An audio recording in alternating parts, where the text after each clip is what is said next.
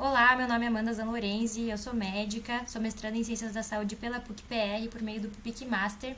Eu sou orientada pelo professor Dr. José Rocha Faria Neto. Vou apresentar os resultados parciais do nosso estudo, que foi sobre a avaliação da relação neutrófilos-linfócitos como marcador precoce de gravidade nas infecções por Covid-19. Então, nós sabemos que a Covid-19 é marcada por uma reação inflamatória bastante importante, mediada por citocinas e mediadores químicos, que são os grandes responsáveis pelo estresse oxidativo e pelo acometimento de múltiplos sistemas durante a história natural da doença. Associado a isso, sabemos que existe uma janela bastante pequena de intervenção nos pacientes graves, uma vez que eles evoluem rapidamente para a gravidade ou mesmo para a necessidade de intubação. Por isso é importante que a gente conheça preditores de mau prognóstico para que a gente possa oferecer uma melhor triagem e conduta para esses pacientes. Nós escolhemos o RNL porque existe uma alteração bastante comum hematológica nos pacientes com Covid, que é a linfopenia, a redução dos linfócitos, associada a uma neutrofilia, que é o aumento dos neutrófilos.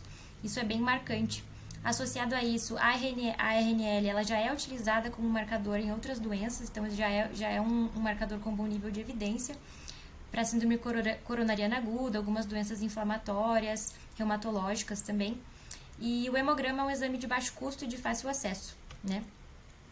Dessa forma, então, a gente objetivou avaliar o RNL como um marcador em dois desfechos pré-definidos, que foram a necessidade de intubação e o óbito, e associado a isso, nós propusemos relacionar esses valores com as citocinas inflamatórias relacionadas à resposta ao SARS-CoV-2. Para isso, nós fizemos uma coorte prospectiva, foi uma análise complementar do estudo multicêntrico.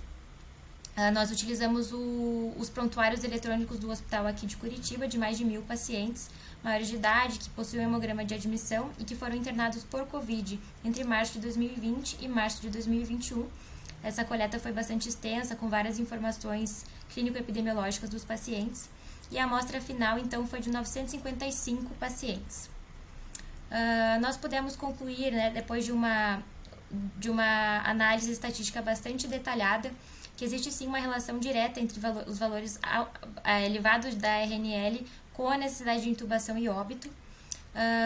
Nós pudemos definir então que o acréscimo de uma unidade no RNL resultou num aumento de 6% da chance do paciente evoluir com necessidade de ventilação mecânica e um aumento de 4% na chance do paciente evoluir a óbito.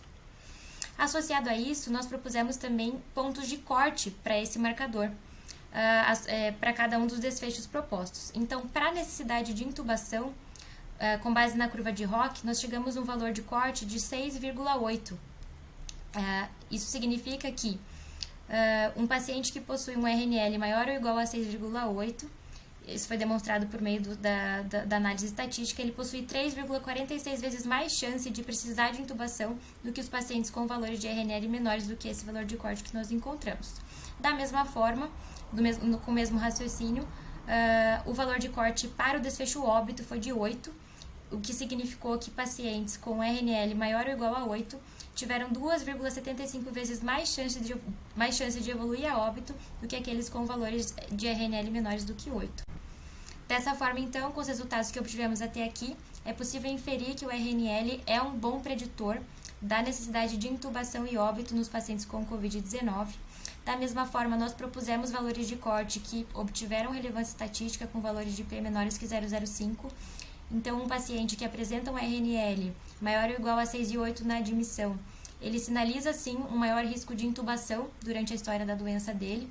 Da mesma forma que um paciente que possui um RNL maior ou igual a 8 sinaliza para a gente um maior risco de óbito. Então, a gente compreende, né, que a incorporação desse marcador na prática clínica pode, sim, fortalecer protocolos clínicos baseados em evidência e trazer ferramenta para que a gente possa oferecer uma conduta mais adequada, precoce e individualizada aos pacientes. Muito obrigada pela atenção e fico à disposição.